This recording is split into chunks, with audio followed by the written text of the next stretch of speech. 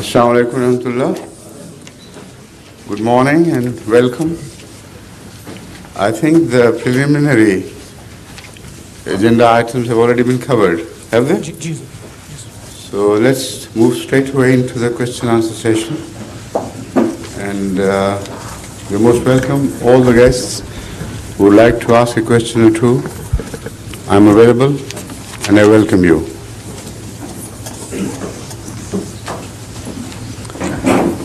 Assalamu alaikum.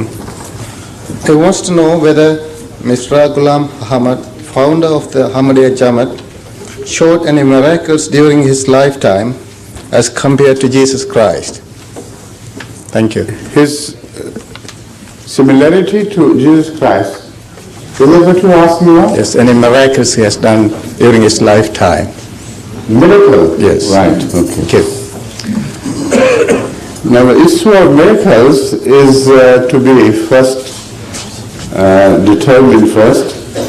What really is meant by the miracles which are known to have been shown by Jesus Christ. We in Ahmadiyya community believe that religious miracles are like parables. They should be understood in essence and should not be taken literally. In the recent times, more and more Christian scholars are getting inclined to this view. And they also have begun to interpret certain miracles which were taken literally by the Christian world erstwhile. Now, a very good example of this can be quoted from the time of the life of Hadhrat Mirza Tahir Ahmed, which will be directly related to the question asked. What was the miracle shown by him during his lifetime? Once, when there was a debate between him and a Christian father or priest, or he held a high office in Christian, I don't remember exactly the title, but he was a priest of a high place in Christianity, well known over India, and his name was Abdullah Atham. There was a debate between him and Hadhrat Mirza Tahir Ahmed of Qadian regarding the relative merits of Islam and Christianity. At the end of the debate, suddenly he, along with his fellow workers and administrators who were organizing this debate, suddenly announced that there is the last item yet to come. And with that, the curtain was raised from quite a few lepers, people who were congenitally blind, people with very severe incurable skin diseases, and so on and so forth. And they said, debate is debate, but here is a real test in real life. Here are the people whom we know Jesus Christ used to cure. And as such, we present these incurably ill people to the claimant that Mirza Ghulam Ahmad, he says that he is in spirit Jesus reborn, though not in reality. But if it's true in his claim that he has any likeness to Jesus Christ, then he must be able to cure all these patients before our eyes. Everybody was stunned except Hadhrat Mirza Ghulam Ahmad. He was not perturbed in the least. He said, thank you for providing all this opportunity to me, but first it will be your faith that will be tested, then my turn would come.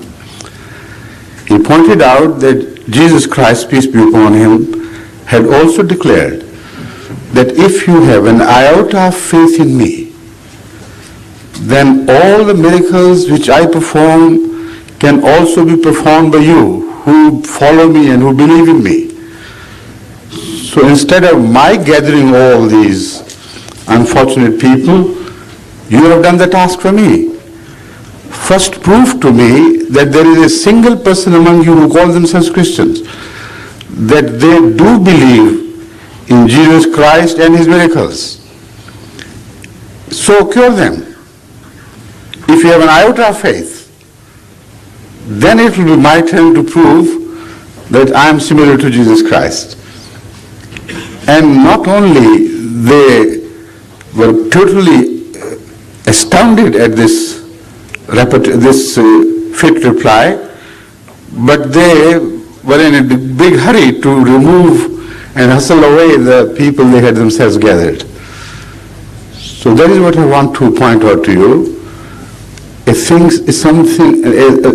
Your question reminded me of something which actually happened in the lifetime of Hadhrat Mirza Tahir Ahmed. But he, in reality, did not believe in that understanding of miracles which are commonly and popularly accepted in the Christian world. He said, the prophets of Allah, the dear ones of Allah, come to revive the spiritually dead and not the materially dead.